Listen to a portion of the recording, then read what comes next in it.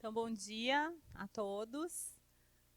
É um prazer receber vocês aqui na nossa escola. Em meu nome, ex-diretora aqui da escola, procuradora de Porto Alegre, em nome do Dr. Alexandre, que é o atual diretor. A gente gostaria de dar as boas-vindas a todos. A palestra de hoje é sobre um tema de grande importância para a aplicação prática nos municípios. Quem atua na área tributária sabe disso. Tivemos, ao longo dos 15 anos aí de vigência da Lei Complementar 116, algumas grandes alterações, em especial em 2016, quando tivemos a alteração pela Lei Complementar 157, né, e que trouxe uma série de mudanças na tributação do ISS, principalmente na questão espacial do imposto, não é? E do tomador de serviços, enfim, além de a Lei Complementar 116 ter sido um paradigma de mudança na tributação sobre o consumo no país, né? Então, nós convidamos para falar hoje desse tema o Dr. Wesley Rocha. Seja muito bem-vindo, muito obrigada por estar aqui conosco, Dr. Wesley, que é conselheiro do Conselho Administrativo de Recursos, o CARF, vice-presidente da primeira turma, da primeira turma, tá certo, né? Da terceira Câmara da segunda sessão, é especialista em planejamento tributário pela Universidade de Brasília, professor em cursos de atualização tributária e fiscal, foi consultor tributarista da Confederação Nacional de Municípios, colaborou na confecção das alterações da Lei 157 de 2016, a Lei do ISS, é idealizador do projeto de lei complementar número 372 de 2018, que trata sobre a suspensão do crédito tributário por meio da penhora, e atualmente coordena a subcomissão da reforma tributária da OAB do Distrito Federal. Então, com certeza, uma pessoa qualificadíssima para falar sobre esse assunto aqui conosco. Eu desejo a todos uma boa palestra e passo a palavra, então, para ti, Wesley. Muito obrigada por estar aqui. Bom dia a todos. Cumprimento o diretor. Finalmente temos um diretor homem agora na escola. Doutora Cristina, os demais presentes. Cumprimento também, se faz presente, a doutora Fernanda, coordenadora do curso da FTEC aqui da Serra Gaúcha, da qual também sou conterrâneo de vocês aqui, do Rio Grande do Sul, sou de Caxias do Sul. E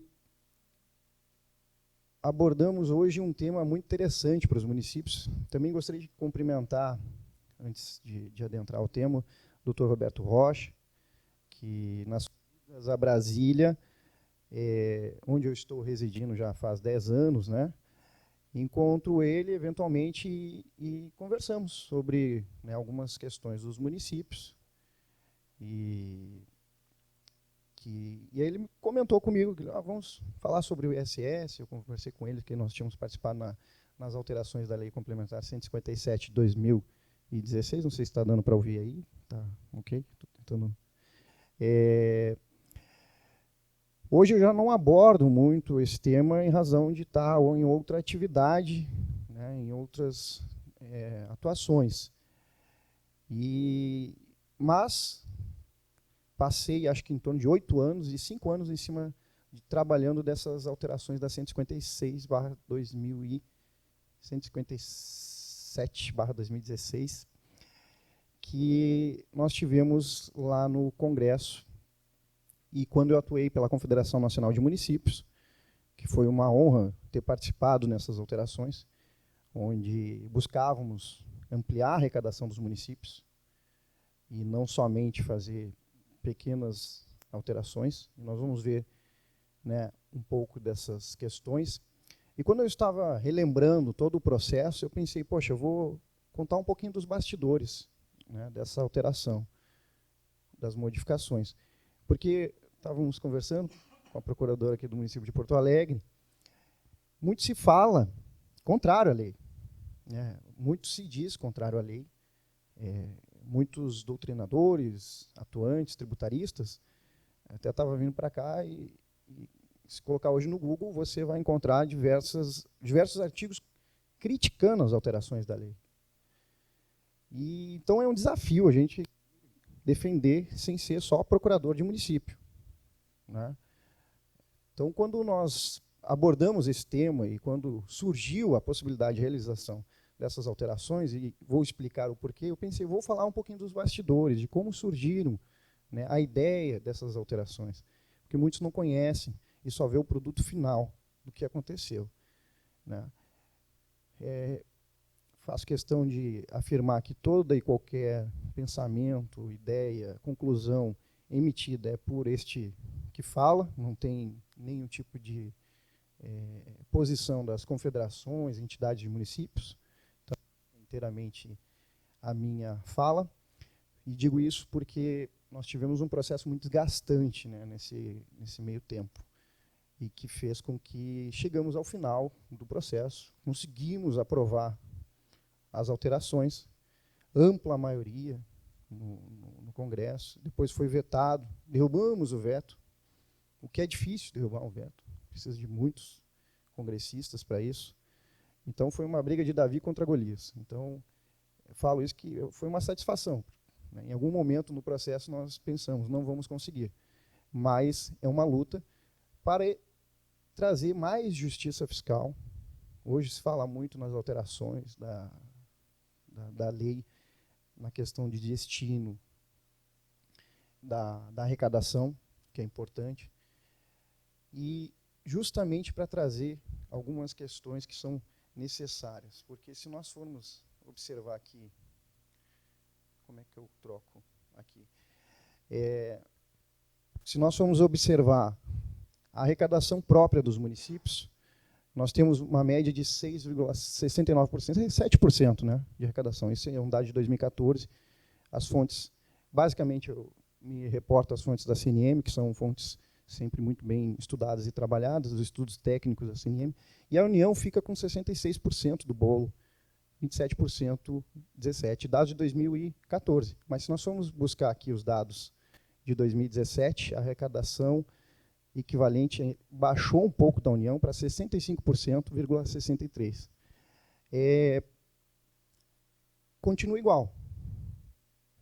Basicamente, continua igual. Se nós chegarmos a 10% do bolo para os municípios que são necessários, né, países desenvolvidos trazem no seu bojo a arrecadação de muito maior que 10%, e nós, quando falamos da realidade local, temos esse cenário. E a Constituição de 88, ela veio trazer uma descentralização do processo, mas nós vemos que não se descentralizou tanto quanto deveria. E isso é importante para o desenvolvimento local. Então, quando nós entramos para realizar as alterações da lei, é justamente seguindo uma orientação da própria Constituição. E aqui nota-se que o ISS ele teve um crescimento de basicamente mais de 500%. São dados aqui da Confederação em relação ao IPTU. Eu estava fazendo algumas pesquisas, e acho que os procuradores também devem lutar por isso. A planta genérica de valores de Porto Alegre não é alterada desde 92. É muito tempo.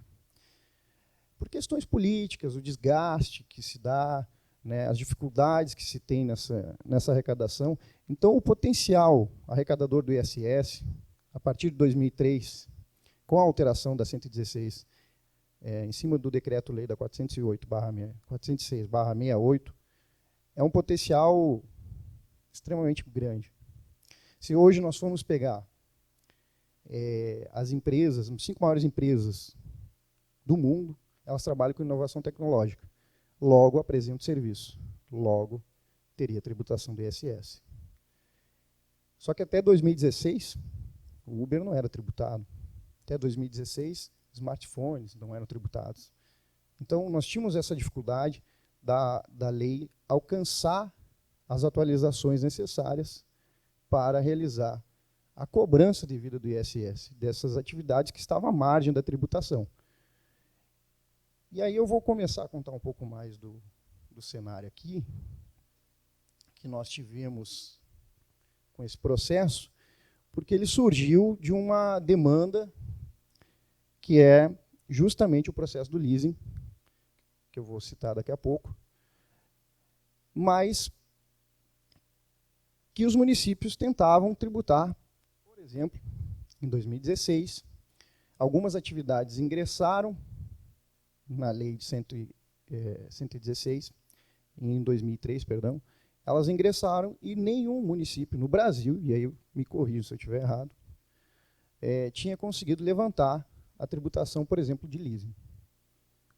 Cartões da administração de cartão de crédito e débito também não conseguiram levantar. Então, nós entramos num desafio de realizar como trazer essa tributação aos municípios, como nós podemos viabilizar essas questões que são muito importantes. Porque, veja só, nós estamos falando do ISS em prestação de serviço com atividades grandes e não estamos falando do IPTU do João, da Maria, que é arrecadado. O potencial substancial do ISS de crescente, ele cresceu, inclusive, mais que o ICMS. Em 1966, o Código Tributário, né, tinha como núcleo a tributação sobre bens físicos. Não podia imaginar o legislador que, em 2019, a inovação tecnológica estaria, talvez, tão grande. Ou ele imaginava o futuro, mas nós não temos como prever o futuro. De repente, não teria essas questões. Então, a atualização ela sempre vem sendo necessária, inclusive do Código Tributário, que é outro grande desafio. Eu vou voltar para essa tela aqui, mas aí eu vou iniciar, só para nós abordarmos a questão que nos levou a apresentar o projeto de lei, foi justamente a dificuldade em se verificar as inseguranças jurídicas, ou a segurança jurídica, no processo de local de recolhimento. O artigo 3º, ele diz, olha, considera-se prestado o imposto e o imposto devido no local do estabelecimento prestador, na sede da empresa. À exceção dos incisos 1 a 25, quando será o imposto devido no local. E aqui nós temos o núcleo e a tentativa, cada vez mais, de trazer uma justiça fiscal ao processo. Porque vejam só, quem de nós aqui acredita que, quando gera o fator econômico, o tributo tem que ficar em Porto Alegre? Acho que todos, né? Ninguém quer que o seu tributo vá para, até então, paraísos fiscais. Pois bem, inteligentemente, o legislador de 2002, no processo de 2002 para 2003, ele considera o seguinte, bom, mas se o prestador do serviço for a Caxias do Sul, realizou toda essa prestação de serviço lá, desenvolva a atividade de prestar serviço de modo permanente ou temporário, que configure a unidade econômica ou profissional, lá será recolhido o tributo. Então, nós temos, inteligentemente e parcialmente, um entendimento do que deve ser o local de recolhimento. Parcialmente, eu digo porque fomos muito criticados na época das alterações da lei. Fomos muito criticados porque, e aí eu começo a contar um pouco da história de como aconteceu e se desenvolveu. Porque justamente diziam para nós que nós estávamos mudando o critério de cobrança do ISS. E aí é que eu falo algumas entidades de municípios, né, tinham posições divergentes, cada qual com a sua posição, cada qual com a sua construção. Então, quando eu digo que nós estamos defendendo a 157/2016, é justamente essa bandeira que eu também participei do processo e que eu acredito que hoje, poxa, né, vamos falar um pouco mais de defesa desse processo. Em 2012, no Lind Case do leasing, eu estava lá no STJ acompanhando a votação, quando iniciou o julgamento e nós tivemos o relator já dando voto contrário aos municípios, o Napoleão Nunes Maia Filho, dando voto contrário aos municípios. E até então estava lá acompanhando, e começou um festival de gols contra o município. Foram 9-0. Para decidir o quê? Decidir qual é o local de recolhimento nas operações do leasing. Esse era o lead case. Recursos repetitivos estavam sendo postos em julgamento. E aí, cada ministro vem, apresenta o seu voto, a exemplo do Mauro Campbell, que nós tínhamos sempre a convicção que ele votaria a favor de municípios, que era justamente o local de recolhimento nas operações de leasing se dá com o princípio da territorialidade, aonde é ocorrida a operação. Bom, pelo menos um voto nós tínhamos. No dia do julgamento, ele altera o meu entendimento. E continuou o festival de horror em cima dos municípios.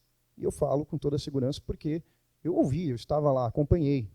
O ministro César Astro Rocha, hoje aposentado, não é meu parente, chegou e disse, por que os municípios querem essa tributação? Eles já têm o IPTU, eles já têm transferências constitucionais. Uma outra realidade, eu acompanhando, nossa, eu acho que eu estou em outro país, porque nós vimos no início 7% da arrecadação, 10% da arrecadação é dos municípios. É o primo mais pobre da federação. Esse ministro deve estar em outro lugar, eu não conheço o país que ele reside. Então foi um horror, 9-0. Foi 9-0, antecipando o 7-1 do Brasil, que não tinha nem acontecido ainda. E aí, naquele momento, me liga uma pessoa chamada Eudicípio. O doutor Eudicípio liga e pergunta, e aí, como é que fomos? Fomos mal. Como é que foi? 9-0. 9-0. Ok. Não dá mais. Não dá mais, não. Peraí, vamos com calma. Essa decisão aqui do STJ se deu em cima de uma autuação do município de Tubarão sobre a decreto-lei da 406/68. E ainda temos que enfrentar a 116. Perdão, a 116, de 2003. Temos que enfrentar ainda essas autuações. Mas vejam só como os bancos são muito, digamos, sagazes nas suas atuações. Eles superaram a questão do princípio da territorialidade, eles superaram a questão, inclusive, de todos os elementos que os municípios traziam nas suas autuações, para dizer isso aqui, ó, perfectibilização. Levaram a tese até o ministro, relator, e o relator acatou a tese. Não me cabe dizer se contestar, né? A gente só tem que cumprir a ordem judicial. Mas é injusta, porque dizia o seguinte, bom, o local de recolhimento do leasing, nas operações de leasing, ou o local para recolhimento dessas atividades, se dá não aonde foi feita a operação, não é lá onde o tomador do serviço vai até o prestador do serviço, que é a empresa de leasing, escolhe, né, o bem, negocia o bem, negocia a taxa, aonde o bem vai circular. Não é mais lá. É onde está a atividade principal da empresa, do seu domicílio, onde ela está localizada, porque é lá que se perfectibiliza o contrato de leasing. Que ideia de gênio. Muito boa. Então, nessa seara, foram todos os 9 municípios, 9 ministros, para dizer que realmente é lá onde se perfectibiliza. E foi onde eu disse, doutor Eudes, não, mas nós temos uma autuação pelo decreto-lei da 406/68. Ainda nós vamos enfrentar a 116. E ainda foi debochado, nem parece que é advogado. Porque se nós perdemos aqui, nessa legislação anterior, nós provavelmente vamos ter mais alguns anos para possivelmente perder de novo. Porque se a tese da perfectibilização cair com uma luva novamente, não me importa se eu tiver aqui a questão do artigo 4º, onde considera-se o local de prestação de serviço. Desenvolva a atividade de prestar serviço de modo permanente ou temporário e configure a unidade econômica ou profissional. E sendo irrelevante se é dominação de filial, ou seja, o banco, a instituição financeira se utiliza do banco, do gerente, da estrutura, de todo o know-how para realizar essa prestação de serviço. Não deveria ser enquadrado aqui pelo artigo 4º? Sim, deveria ser enquadrado pelo artigo 4º. Mas se nós formos pegar a decisão, nós vamos cair na perfectibilização. E aí, ou seja, volta para o local onde a empresa está residindo. Foi onde, então, o doutor Eudicípio disse, não dá mais. Vamos ao Congresso. E aí começou o festival de críticas em cima da Confederação por querer alterar. E eu disse, beleza. Mas nós vamos alterar o quê? Vai ser onde está sendo feita a operação do leasing?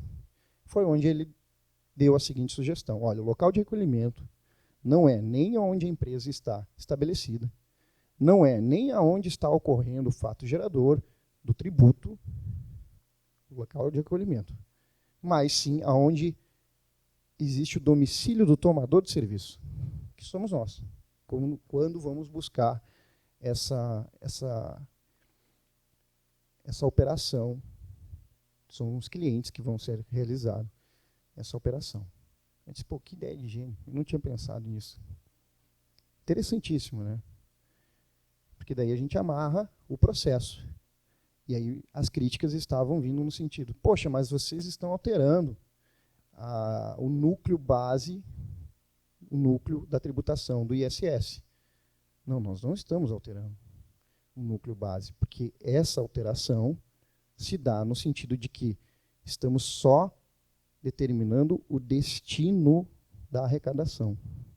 Eu não estou alterando o fato gerador. Eu não estou alterando nem o núcleo dessa operação. A passo de que, beleza, estamos sendo criticados, então apontem as inconstitucionalidades. Até então, ninguém apontava. Ninguém apontava. Não, mas veja só, vai ser uma dificuldade. A empresa e as empresas de leasing vão ter que se adequar a mais de 5.000 legislações. Sim, esse é outro obstáculo a ser superado. Que, inclusive, nós vamos ver a legislação que trata dessas obrigações acessórias, que está tramitando no Congresso. Mas olha que interessante. Em 2003, na 116, quando houve a alteração, diziam a mesma coisa. Não, mas aí são várias legislações. Vamos alterar o destino, vamos alterar algumas questões. E, no entanto, os municípios se adequaram, os contribuintes também conseguiram superar esses obstáculos. Tudo bem que nós temos... Quem criticava essas alterações tem, sim, a sua parcialidade de razão. Ora, o contribuinte não pode ser sacrificado a ponto de ter que, no Brasil todo, realizar legislação por legislação. Verificar todas essas questões. Encarece o processo, isso é fato, encarece o processo. Mas vamos achar soluções. E esse é o desafio de achar soluções. Então, a Confederação entrou num processo, e os municípios e as outras entidades também, que eram contrárias antigamente, ou ainda talvez com uma certa resistência, são contrárias a esse tipo de processo. Por que é importante realizar isso? Bom, crescemos com as operações de serviços, inovações tecnológicas. Se fazia muita operação de leasing. Reduziu-se agora para outro processo que os bancos estão implementando, inclusive é o CDC, se não me engano, acredito que seja esse, porque realmente eles começaram a perder nos processos judiciais, ganharam no processo de Tubarão, que inclusive levantou parcialmente os valores, teve que devolver. O Tribunal de Justiça de Santa Catarina bloqueou as contas do município, na época, porque ele fez um levantamento de 70% dos valores com base na lei de execução fiscal, não lembro se é o artigo 9º ou 32 agora, que permite que o município, realizando uma lei local, levante esses valores. Diz a lenda que o prefeito, posteriormente, quando ficou sabendo, morreu, né, quando teve que devolver esses valores. E ele veio a falecer, o prefeito que realizou, peitou esse tipo de situação, se é assim que a gente pode falar no jargão popular. Mas levantou os valores. E olha só quanto que dá, mais ou menos, essas operações. De 2008 a 2013, as empresas de leasing arrecadaram cerca de 438 bilhões. Se nós aplicarmos a alíquota de 5%, que é a alíquota máxima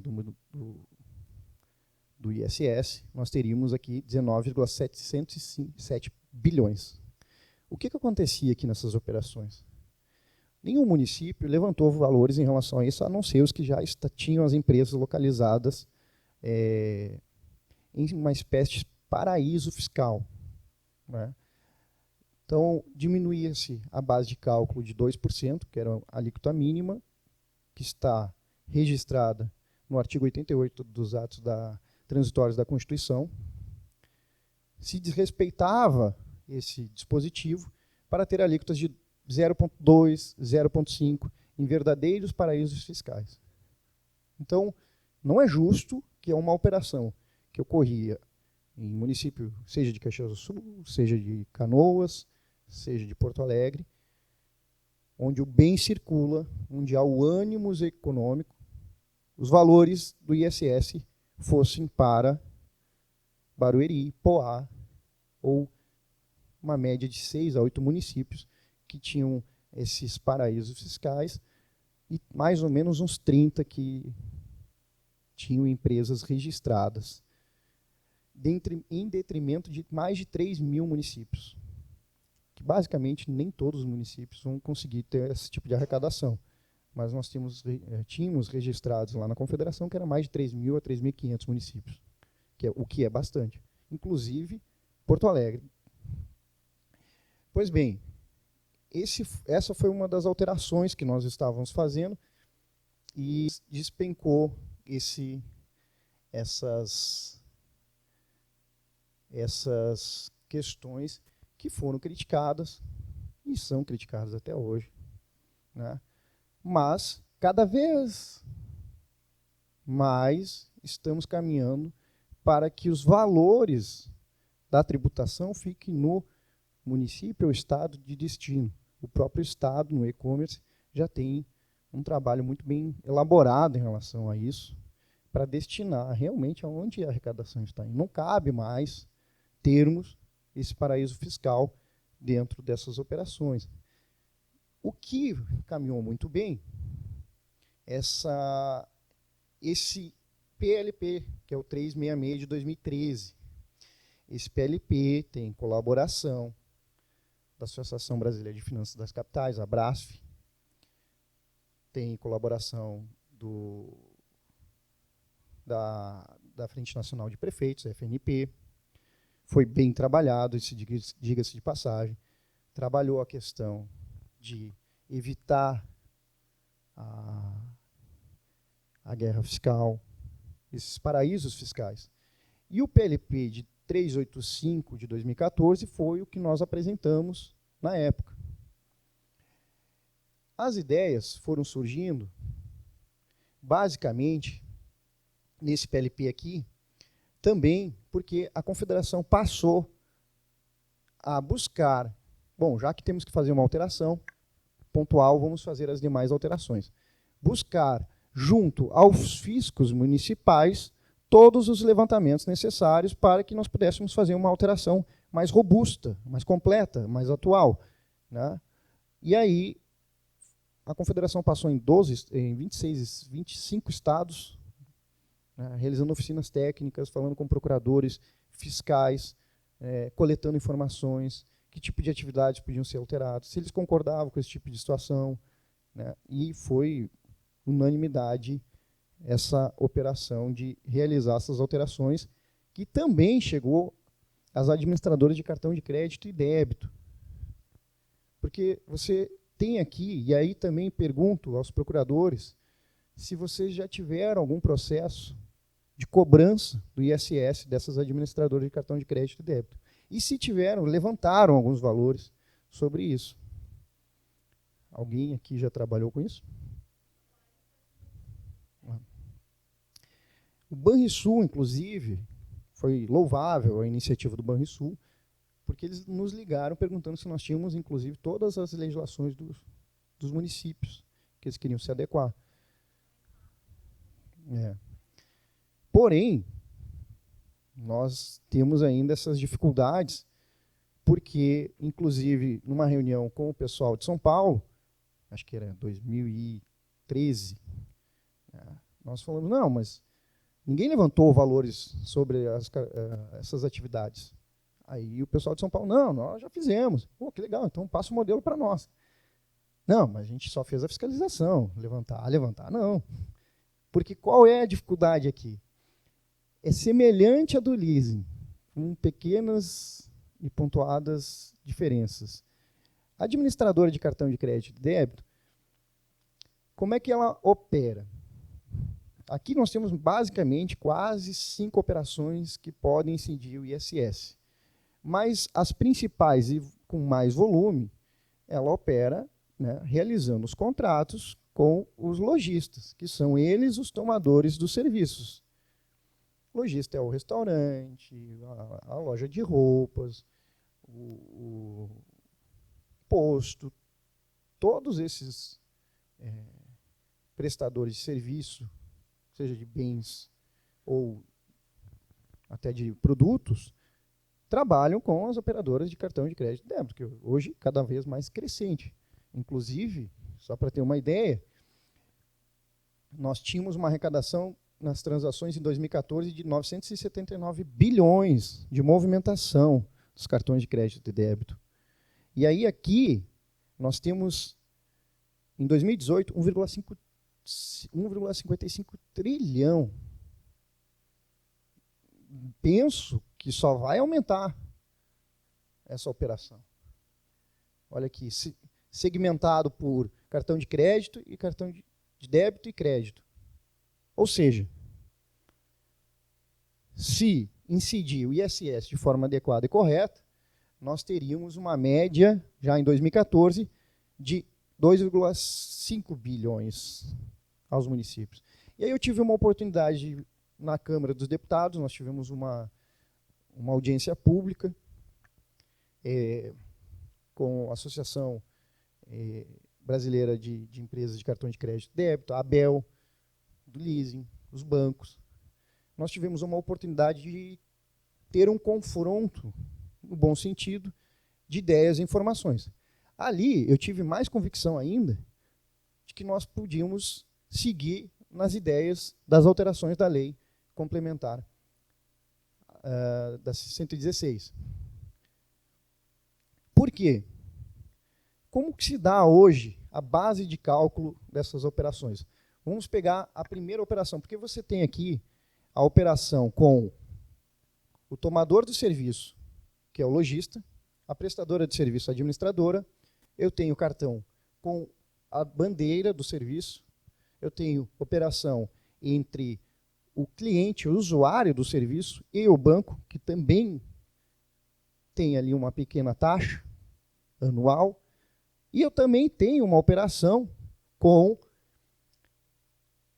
a pessoa ou a empresa que faz a manutenção dessas maquininhas nesses estabelecimentos. Então eu tenho quase 5 aqui fatos geradores do ISS. Porque qual é a base, o núcleo do ISS?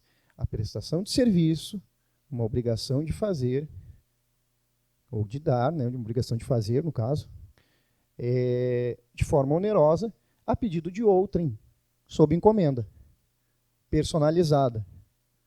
Em nenhum momento estamos descaracterizando esta operação. Em nenhum momento, com as atualizações da lei, não há modificação, nem seja direto ou indireto, como nós vamos ver em outras atividades que aconteceram, que realmente aí descaracterizam indiretamente o ISS. Mas as nossas atualizações não descaracterizaram. Então, não há apontamento de inconstitucionalidade até então, salvo o processo que está tramitando hoje e questiona as alterações no STF. Pois bem, se nós levarmos em consideração que a base de cálculo, se eu hoje for comprar aqui em Porto Alegre e gastar R$100, e digamos que a alíquota máxima, a taxa da administradora de cartão de crédito e débito com o lojista seja 5%, nós vamos ter R$5. Se nós considerarmos que a alíquota do ISS seria 5%, nós vamos ter 0,25 de ISS na operação de R$100. 0,25 parece pouco, mas imagine quantas operações agora estão ocorrendo neste momento no município de Porto Alegre, em que nós tenhamos aí a incidência do ISS. São milhões. Caxias do Sul, eu não lembro quanto que era, mas batia a casa de 50 milhões, 40 milhões ao ano ou mais. Algo assim. De ISS. Pois bem, a alteração sugerida aqui. Tá, mas aí como é que nós vamos fazer? Como no leasing, por exemplo, havia aquela crítica de que seria no domicílio do tomador do serviço, o usuário, né? Como nós vamos fazer essas operações? A dificuldade na fiscalização. Vamos bater em loco? Fiscalizar em loco, pegar os contratos para saber se está lá? É uma possibilidade, né? Mas há todos esses obstáculos a serem superados, como em 2003 também foram superados. A questão aqui, olha só, acrescentou uma exceção ao artigo 3º da Lei Complementar para que o local do pagamento de serviço de cartões de crédito e débito seja no tomador do serviço. E o tomador, como nós vimos, é exatamente o lojista. O lojista. Bom, nessa alteração do PLP 385 de 2014, que foi a confederação que apresentou integralmente, porque a Brasf e a FNP saíram na frente através do Romero Jucá, em 2013, nessa alteração aqui, nós prevemos que a União pudesse realizar uma obrigatoriedade, naquele caso que nós estávamos colocando, mas realizar uma operação para informar aos municípios sobre a DECRED, que é a realização de todas as operações das administradoras de cartão de crédito e débito, para poder saber, inclusive, base de cálculo, valores, está lá tramitando, foi desarquivado, mas não entrou no projeto final. O PLP 366, ele foi alterado o número, porque ele foi para a Câmara, e aí começou todas as negociações. Nós fomos para diversas reuniões, inclusive com estados que entraram no processo, porque nós estávamos sugerindo, inclusive, algumas alterações que afetavam estados, né, e as entidades que não tinham algumas divergências e algumas convergências. Pois bem, no cartão de crédito e débito, basicamente seriam essas alterações que nós colocamos, que também foi incluído na 116, mas ninguém realizou nenhum tipo de levantamento de valores até o momento, a não ser por livre e espontânea vontade dessas operadoras, que dizem o seguinte: olha, eu não sou o sujeito passivo no município de Porto Alegre. A minha empresa estava lá em Barueri, né, Poá, naquele momento, com a alíquota bem baixa. Ah, você não é? Então tá bom, vou te multar. A minha multa aqui, uma média de R$30 mil. A empresa pegava os R$30 mil, depositava, multa paga. Não, você caiu na rescindência, vai dobrar a multa. 60 mil. 60 mil pago. Olha quantos eles arrecadam. E no momento que nós tivemos o enfrentamento na Câmara dos Deputados com, inclusive, as administradoras de cartão de crédito e débito, eles diziam: mas da onde vocês estão tirando essa tributação alta? Esses valores são muito altos. Como vocês estão conseguindo fazer essa base de cálculo? Ora, eu expliquei a base de cálculo, como eu falei aqui, eu expliquei lá, ele concordou: não, essa é a base de cálculo. Então, é daí que nós estamos tirando. Os valores estão no site dessa associação. É de lá que nós estamos tirando. Se não há omissão dos valores, então essa é a tributação que deveria vir distribuídas. E aí, Tudo bem que alguns municípios vão receber um pouco menos nessas operações, trabalham mais com dinheiro, mas é crescente cada vez mais a utilização, serviços tecnológicos, cartão de crédito e débito, dizem que vai sumir, mas nós temos ainda essa operação, essa incidência, e a legislação ela tem que acompanhar, inclusive agora com a reforma tributária, a possibilidade de nós cobrarmos esse ISS de uma maneira diferente, e se ficar o ISS com os municípios. Né? Tem mais isso. A tendência é que suma ISS e ICMS, e surja um IBS, que é um Imposto sobre Bens e Serviços. Né? Então, há uma tendência. Os municípios vão lutar para não perder o que já conquistaram. Os estados também vão lutar para não perder o que já conquistaram, por uma necessidade, não é nem que eles queiram. Tem que pagar as contas do final do mês, servidores, políticas públicas. Então, é muito provavelmente que essa briga aí demore um pouco mais. Nós levamos 5 anos para fazer as alterações nos municípios, do ISS. A reforma tributária já está mais de 20 aí sendo debatida e colocada na pauta nacional. Pois bem, seguindo com as alterações, e aí o PLP 366 de 2013 apresentou, sabiamente, essa questão, eu volto depois no plano de saúde, da alíquota, para evitar que nós tenhamos os paraísos fiscais. Bom, vamos colocar, então, instituir na lei complementar, que não havia, os 2%, sob pena de caracterizar improbidade administrativa. Inteligentíssima essa parte, feita pelos colaboradores dessas entidades. Aqui desconfigurou aqui o meu desenho, que eu não sou muito bom de desenho, mas o imposto não será mais objeto de concessão de isenções e benefícios fiscais, o ISS. Então, nós tiramos aquela base de cálculo que prejudicava, né, os municípios. E esse projeto de lei, apresentado por eles, foi interessantíssimo, porque torna nula a lei do município que realizar isso, e incorre em improbidade administrativa o prefeito que proporcionar a concessão abaixo de 2%. Exceto, é claro, nas atividades da construção civil, que meu desenho ficou horrível aqui, e também de transporte municipal.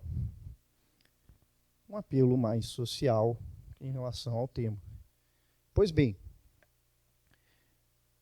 essa alteração dos planos de saúde, essa alteração, deixa eu ver aqui, desculpa que eu não estou muito habituado com esse, do leasing, fomos nós que apresentamos e está questionado no STF. A operação do crédito e débito, fomos nós que apresentamos e está questionado no STF. E a operação de plano de saúde, que também está questionada no STF. Ou seja, todas as alterações, basicamente, que a Confederação apresentou, salvo as convergências que nós entramos para conversar com estados e demais entidades de municípios, estão sendo questionadas. Qual que é a ideia do plano de saúde? Também trazer uma justiça fiscal, e aqui também nós fomos criticados em relação a isso, porque os planos de saúde estabelecem onde há efetiva contratação dos serviços. A empresa está aqui de Porto Alegre, presta serviço para um município de menor escala e acaba não recolhendo o ISS para aquela região, o que afeta a justiça fiscal. Aqui, talvez, um pouco, os municípios mais das capitais percam um pouco nessa arrecadação. Mas, se nós formos observar as demais alterações, está aqui perdendo pouco, né? Mas há um apelo também social em cima dessas alterações.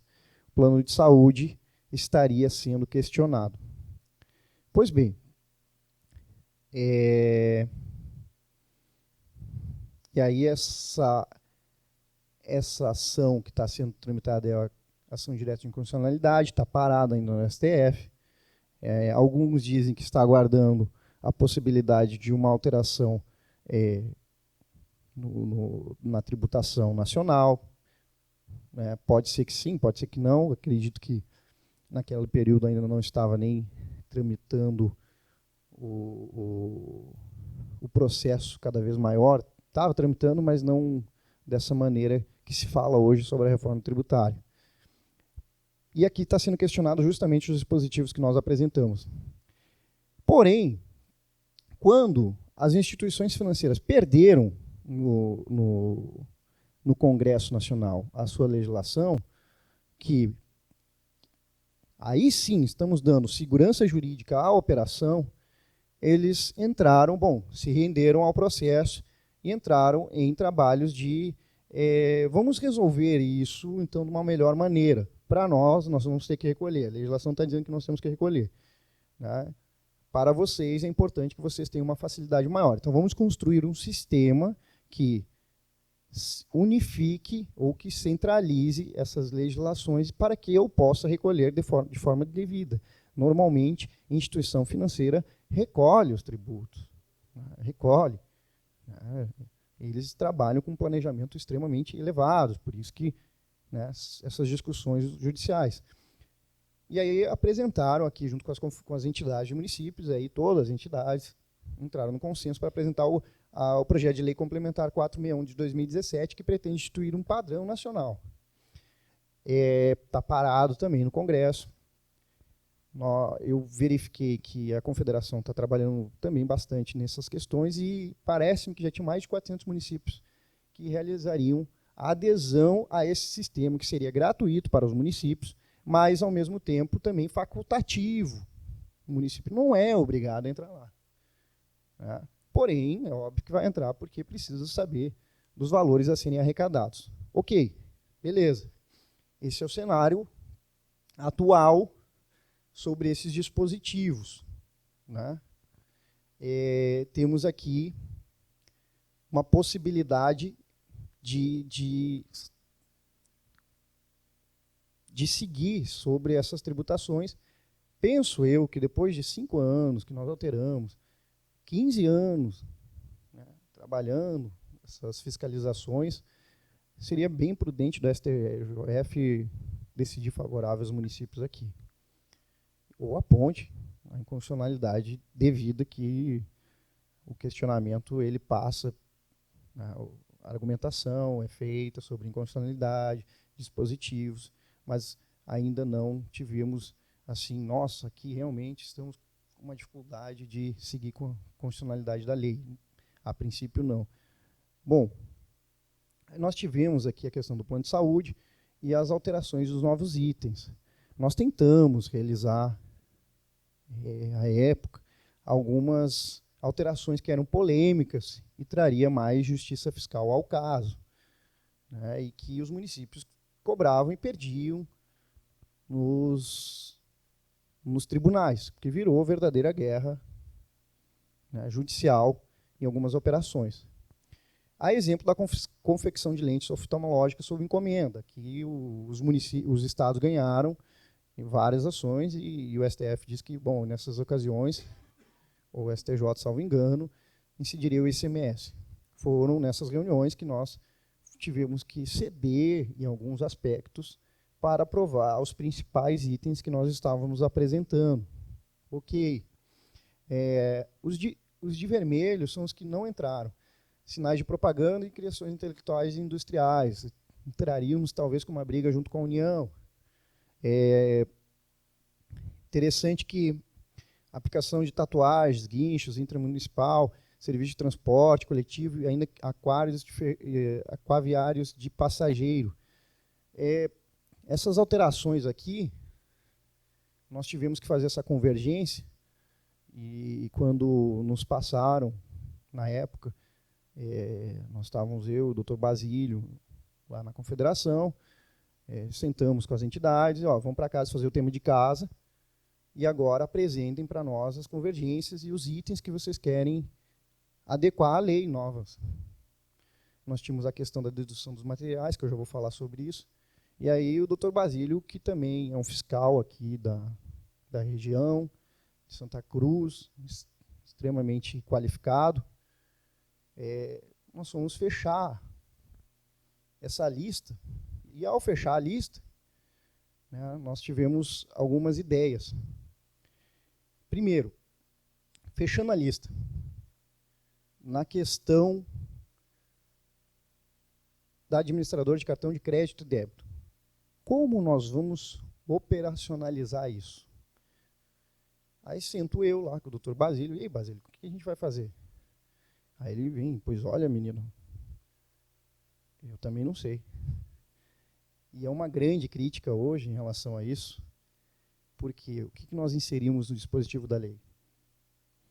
Para poder conseguir efetivar e descobrir as operações, eu olhei para o Basílio e disse, olha, nós temos o que já falamos, sugerido já de um bom tempo, fazer com que as prestadoras dos serviços credenciem as maquininhas nos municípios.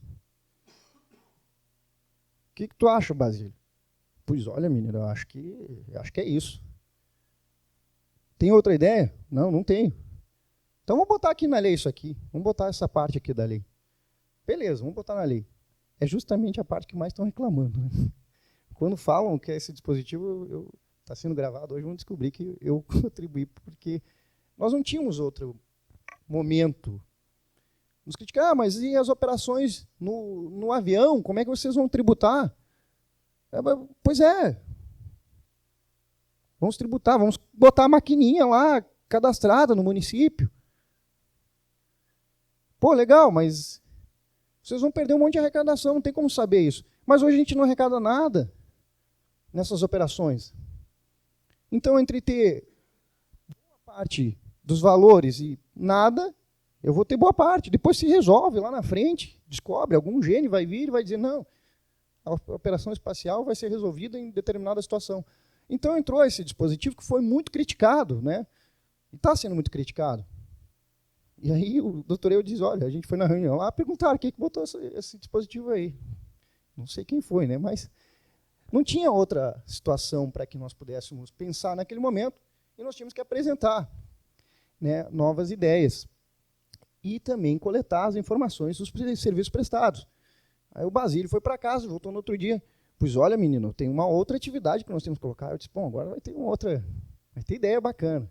Aquele famoso se consagra. Não, menino, ficou faltando na lista das atividades da lista anexa, translado de corpos crematórios e acho que é, deixa eu ver, translado de corpos, espaço para sepultamento. Aí eu olhei para ele, mas Basílio, você está muito cruel aqui com esse pessoal. Mas, pois olha, menino, isso aqui é uma atividade que tem que ser acrescentada na lista anexa. Tá bom, vou lá eu colocar, né? Seção de espaços de cemitérios, translado em termo mensal, é uma atividade pequena, mas entrou, né? E hoje quem falece, né? A família vai ter que arcar com. Não é a verdade a família, mas vai no serviço, porque o serviço, a base de cálculo, ele é o prestador de serviço que recolhe, né? Que é o contribuinte. Encareceu para essas atividades, talvez, um pouco. Seguindo aqui, dedução das materiais da construção civil. Esse é outro tema super polêmico, em que como que está sendo discutido. Tem um recurso extraordinário, que foi dado uma liminar pela ministra Ellen Grace, na época, e que, deixa eu pegar uma água aqui, e que ela deu favoravelmente aos contribuintes da construção civil. Ok. Se vocês pegarem essa decisão, aos procuradores, vocês vão ver que deve ter 3 páginas a decisão favorável. 3 páginas. Pende de recursos do município de Betim, de Minas Gerais, pelo Pleno, a decisão final. Mas aqui penso que, aí sim, há uma descaracterização indireta do ISS. Por quê? Como nós vimos, a prestação de serviço e a base de cálculo, ela é o serviço global. Aqui permite-se a dedução dos materiais. A Associação das Construtoras diz que mais ou menos 40% é de material na construção civil. E a maioria, ou grande parte, de legislações locais permite a dedução desses materiais empregados na construção civil. Então, se nós colocarmos 40%, os municípios têm bilhões que estão perdendo, deixando de arrecadar. Não é perdendo, mas deixando de arrecadar. Então, há uma certa injustiça, mas, ao mesmo tempo, tenta trazer uma justiça social ao processo que nós tínhamos no nosso PLP, que está lá ainda, né, para tirar essa dedução da base de cálculo e permitir que o ISS fique sobre o valor global. Hoje tem uma decisão que ampara esses municípios, esses contribuintes, perdão, contrário aos municípios, mas que pende ainda pelo pleno do STF. Penso que aqui sim é uma descaracterização. É injusto, talvez, cobrar sobre o valor global? Pode ser. É injusto a legislação? Pode ser. Mas se nós aplicarmos ela nua e crua, pensa que as atividades, as outras demais atividades vão querer deduzir os materiais. Olha, vamos ver exemplo aqui, né? Não vamos dizer que, digamos que a base de cálculo do dentista seja variável, o ISS não fixo, né? Que é sociedade profissional. Mas ele vai querer deduzir a broca, vai querer deduzir. É injusto, não é justo? Ele também, às vezes, presta um serviço social para carentes. A transportadora vai querer deduzir, quando ela presta o serviço, os freios, a manutenção. Aqui na construção civil está sendo deduzidos os insumos. Né? Então, tivemos que abrir mão para poder aprovar o restante, porque daí não iria para frente. Bom, tem aqui outras questões que foram acrescentadas, que nós colocamos aqui atividades menores, vigilância também, rastreamento de bens, foi acrescentado pessoas e semoventes. Semoventes, na época eu trabalhava aqui na Procuradoria do Estado do Rio Grande do Sul, a gente penhorava semoventes, a gente tem que colocar os animais aí e tal. Não, beleza, semoventes. Ficou semoventes na lei. Outros serviços de transporte de natureza municipal entrou na lei também. E o que são os outros serviços? É o Uber, 99, Cap5, né? São esses serviços. Hoje a briga é para, novamente, distribuir a arrecadação ao município destino, aonde acontece a efetiva prestação de serviço, aonde nós pegamos aqui. Porque hoje não há recolhimento de ISS para o município de Porto Alegre nas operações do Uber. Então há um apelo aqui muito grande, foi apresentado na última marcha, ou penúltima marcha, para que se destine os valores dessas operações. A Uber publicou no site dela, em 2017, depois que foi aprovada a lei, que ela recolheu 900 milhões de tributos. Agora não lembro se é milhões ou bilhões. Faz uma grande diferença, mas eu sei que parece que 400 ou 500 milhões eram só de ISS nessas operações. 400 a 500 milhões é um valor bem significativo. Acho que é milhões. E penso que seria bacana para o município de Porto Alegre, que hoje eu vim de Uber para cá. O ISS que eu paguei vai para o município de São Paulo, onde a Uber está credenciada como estabelecimento prestador de serviço. Pois bem, a SPLS 493 está tramitando no Senado, está avançando. Acho que, a princípio, se seguir a mesma lógica, né, teria-se que destinar ao município de Porto Alegre ou os demais municípios. A Uber está a cerca de 100 municípios. Não é tantos municípios, por isso que eu acho que tem também um pouco da dificuldade, porém, os municípios que estão são todos capitais, Santos e entre outros, têm uma força relativa, porque são municípios grandes, né? Então, é possivelmente que venha apresentar essa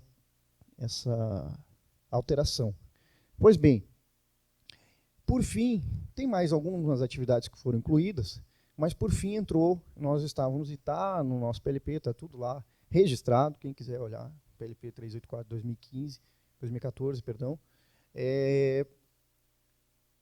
está lá, composição gráfica, atividades mistas. Quando você realiza uma operação, uma atividade mista, incide o ISS. Assim deveria ser. Na 406/68, tinha um dispositivo que determinava a incidência do ISS, ainda que incorporado aquela atividade ou aquele produto em outra produção. O que acontece? Aqui a indústria gráfica conseguiu uma grande vitória. E aqui é uma crítica ao projeto de lei apresentado, que não foi pela Confederação.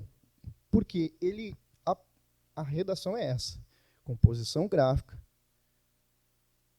exceto se destinados a posterior operação. Exceto, está lá no projeto deles. No nosso estava, ainda que incorporado de qualquer forma a posterior operação. Há produtos e mercadorias que possam ser objeto de posterior comercialização, industrialização, tais como embalagens, apostilas, revistas. O que significa isso? Quando a empresa de pasta de dente faz o seu produto, fabrica o seu produto, encomenda para a gráfica a caixinha toda personalizada, sob encomenda, prestação de serviço, teria-se que existir aí o ISS. Essa briga entrou também junto aos estados, né? Mas aqui eu confesso para vocês que esse dispositivo poderia ter sido aprovado. Aqui houve um pouco de tentativas, mas esse era um dispositivo que, tirando os outros, a gente poderia ter aprovado. Não vou falar o porquê, mas podia ter aprovado. Infelizmente passou. Inclusive, tinha uma súmula do STJ, que a prestação de serviço de composição gráfica personalizada e sua encomenda, ainda que envolva fornecimento de mercadoria, está sujeita apenas ao ISS. Porque nós tínhamos duas operações: o produto que é disponibilizado e o serviço que é realizado. As gráficas recolhem ISS, sim, fazem e recolhem fazem a prestação de serviço e recolhem o seu ISS. Mas não quando acontece essa operação. Essa operação, elas foram retiradas da lei. Existia uma briga judicial e hoje teria sido revogado esse entendimento que o Pleno do STF, no julgamento da medida cautelar número 4389, reconheceu que não incidiria o ISS sobre essas operações de industrialização por encomendas. É uma medida cautelar. Mas caberia brigar. A gente tem que tentar todos os recursos e possibilidades que nos estão a nossas ferramentas e alcance. Bom, a princípio seriam esses dispositivos, acho que fechou a 1h certinho, não sei se... estou à disposição para questionamentos, debates, ou dúvidas que possam ter surgido. Às vezes, como faz um pouquinho que eu estou afastado do processo do ISS, mas eu acompanho sempre, às vezes fica alguma coisa para trás, então eu posso até relembrar aqui alguma questão, eu posso trazer para nós conversarmos. Mas, a princípio, as principais alterações foram essas.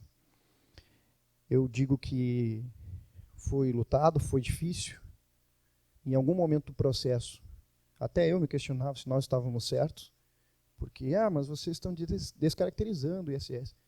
Mas penso eu que a justiça fiscal, e aí, deixando um pouquinho de lado a técnica, deixando um pouquinho de lado as questões políticas, o que nos faz acreditar que o processo pode dar certo é realmente a possibilidade de trazer mais benefícios aos nossos administrados, aos cidadãos, que dependem, hoje, para ter uma ideia, mais de 70%, 75% dos municípios brasileiros, grande parte dependem do FPM, que é o Fundo Constitucional Municipal, destinado aos municípios, né?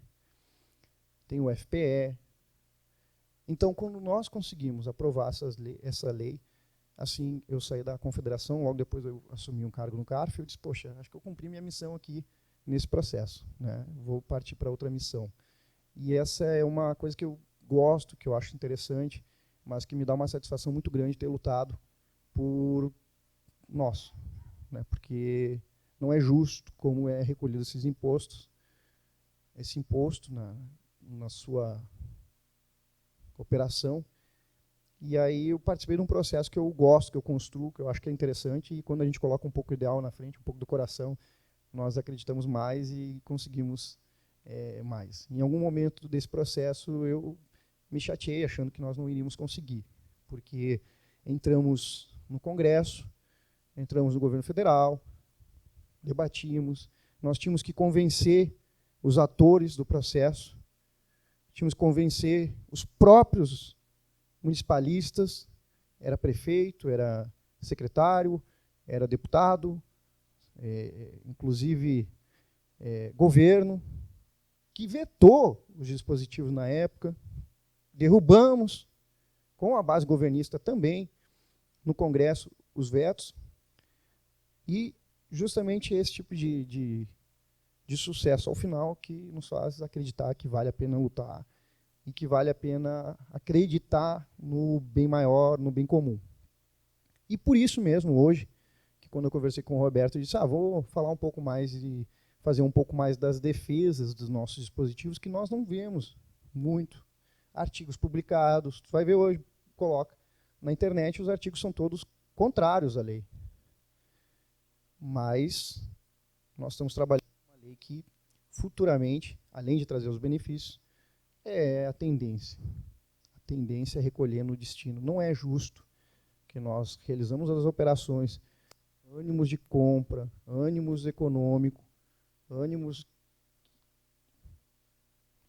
etc. e tal, esse imposto vá para outro município que não seja o nosso. Eu acho que é isso. A princípio, essas são as principais alterações. Estou à disposição, se tiver alguma dúvida, tanto para colaborar nesse e em outro processo. E agradeço a oportunidade da escola trazer esse tema que é bem importante aos municípios e ainda continua a ser lutado, né? Porque tem o STF, e aí nós temos que superar o STF agora, em meio a tantos temas polêmicos que nós temos hoje no Brasil. Então, os 5 anos ainda se tornaram mais alguns aí, né, à frente. É isso, pessoal. Agradeço a participação de vocês e a oportunidade de estar aqui hoje falando com vocês. Obrigado, viu? Se tiver alguma dúvida, alguma pergunta, eu estou à disposição.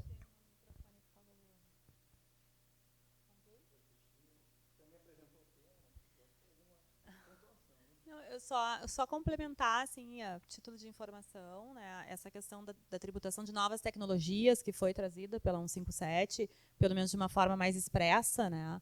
A tributação de streaming era uma questão bastante discutida.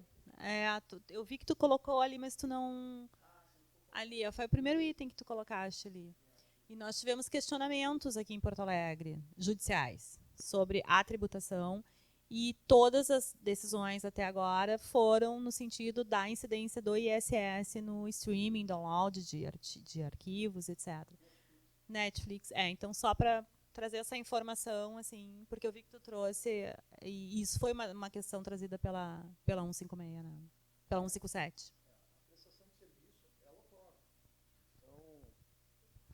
A prestação de serviço ela ocorre, então logo teria que ter incidência do ISS. Essas atividades estavam à margem da tributação e também participaram do processo. Nós tivemos algumas reuniões com as associações de tecnologia, computação, levaram as suas preocupações, na época, legítimas. Eu até tentei levar algumas questões, mas me parece que o texto já estava fechado. Eu acho que talvez, para evitar esse tipo de discussão, poderia se ter... Podia. Mas quando nós entramos nesse processo de convergência, aí já não cabia mais, já tinha tantas atividades, já tinha tantas questões que a gente vamos tirar aqui, vamos deixar para o segundo momento, mas pelo menos feliz que estão ganhando favoravelmente aos municípios. Só um parênteses, ninguém aqui é contra os contribuintes, pelo contrário, são eles que geram os impostos que financiam políticas públicas. Essa não é a questão. A questão é trazer uma tributação devida, correta, justa, adequada e que seja com segurança jurídica. Né? Porque o contribuinte tem que ter a segurança jurídica do que está sendo recolhido. Não cabe mais essa insegurança na nossa tributação. Como nós vamos recolher, de que maneira nós vamos viabilizar isso, tem que ser discutido. E tem saídas para essas questões. Nós temos bons técnicos, bons procuradores, né? Então, basta, claro, que o fator econômico sempre do outro lado pesa. Os bancos, quando entram para fazer lobby, não é fácil. Mas nós conseguimos superar esses obstáculos e acredito que vamos superar, viu? É questão de tempo.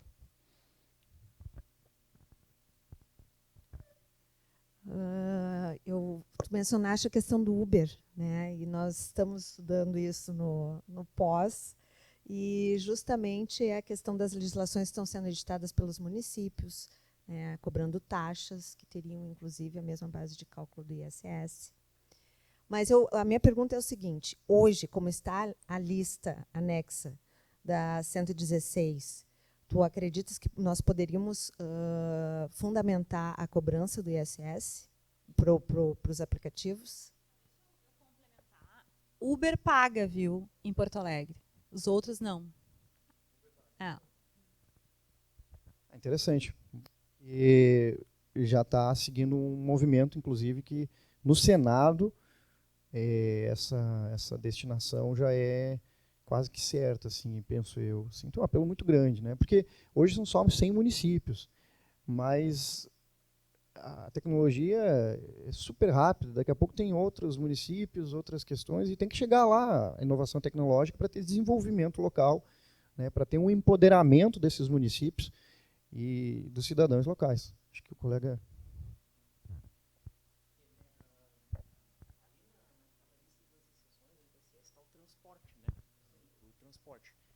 Mas a minha pergunta seria assim, né? Por exemplo, a gente sabe que ICMS, né, Imposto sobre Circulação de Mercadorias e Serviços e Transporte intermunicipal e interestadual, né? Ou seja, quer dizer, se o transporte se ele atravessa uma cidade para outra, ali, eu entendo que não há que se falar em ISS, há que se falar em ICMS, né? No Uber, no caso, vai ter momentos que ele vai sair de Porto Alegre e vai ir para Viamão, por exemplo, vai atravessar uma cidade. Né? Nesse caso, seria ICMS, entendeu?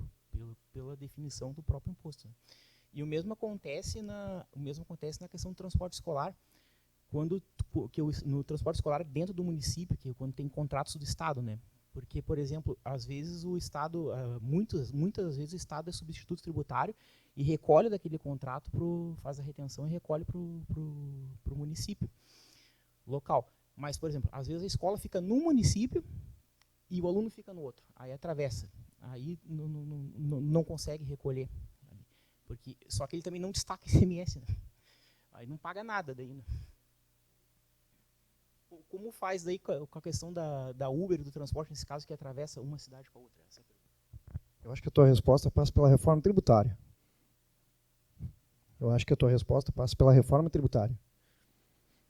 Mas ainda não temos a reforma tributária. Bom, esse é o ideal. O ideal é a reforma tributária vir e solucionar essas operações mistas que ocorrem. Recolhe o quê? ICMS, ISS. Então nós vamos ter um desafio muito grande nos próximos anos em relação a isso. Bom, não recolhe lá o ICMS, não recolhe o ISS. Aí o município ajuiza a ação para querer o ISS. Olha, você fez a operação intermunicipal, né, mais interestadual, mas... Não, intermunicipal, né?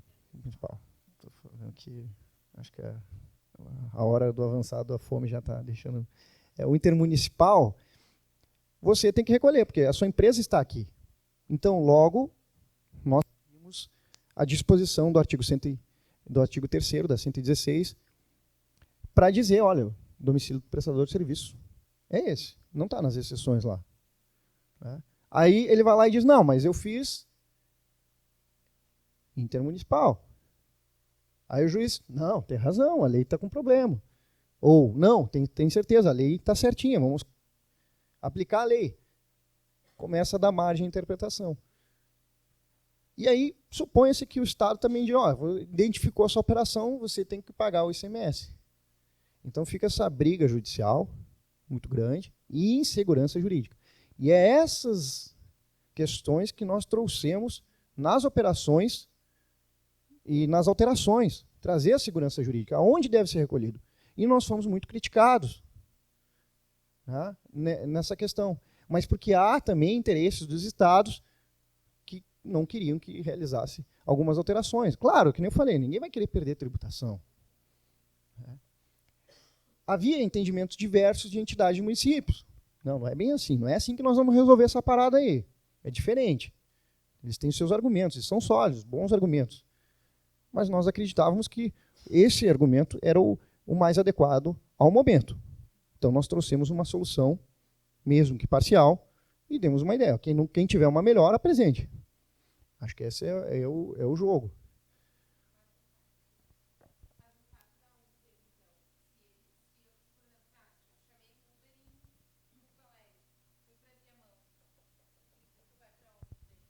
É exatamente como ele falou. Você recolhe aonde a Uber, no caso, prestou o serviço. Pois é, aí fica a interpretação ainda que tem que ser resolvida. Por isso que o projeto de lei do Senado tenta resolver isso, trazer segurança jurídica. Tem que tramitar logo isso. Tem que tramitar e ser aprovado logo, né?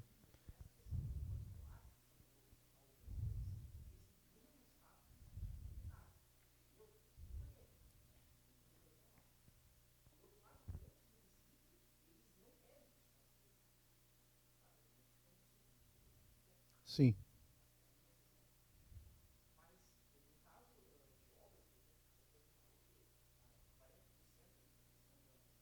Tem municípios que não deduzem, viu? Tem municípios que não permitem a dedução dos insumos na construção civil. E tem municípios que não permitem a dedução. Inclusive, na nossa projeto de lei, que nós tínhamos apresentado no PLP 384, tínhamos também a questão das sociedades unipessoais. Nós, naquele momento, tínhamos revogado expressamente o artigo 9º do Decreto-Lei da 406/68, porque entendíamos que deixa para os municípios. Não, cada município resolve se vai tributar pelo fixo, variável, vai determinar. Autonomia, não é isso que determina a Constituição de 88? Então, no nosso projeto tinha isso. Mas na hora de fazer as convergências, entendemos que seria uma outra discussão e talvez para um outro momento. Mas é uma questão a ser pensada. Porque você pega, inclusive, teve um recurso do município de Porto Alegre, acho que o doutor Roberto, que fez a defesa, uma grande banca de advogados recolhe só o fixo. Tentou se caracterizar ali como se fosse não sociedade unipessoal. Então, deixa de arrecadar o ISS naquelas operações. Bom, eu sou advogado também, mas eu acho que o justo e o correto seria, né, tributar pelo variável, porque é a prestação de serviço. Até porque é a exceção. Mas nós tínhamos colocado esse dispositivo só para lembrá-los aqui e dizer que nós pensamos nisso também. Porém, todavia, contudo, entrando nas bolas divididas, como falamos, né, foi retirado. Foi desarquivado esse projeto de lei. Não sei se alguém vai pegar para trabalhar essas questões. Mas nós colocamos lá essa revogação expressa também. Mais uma?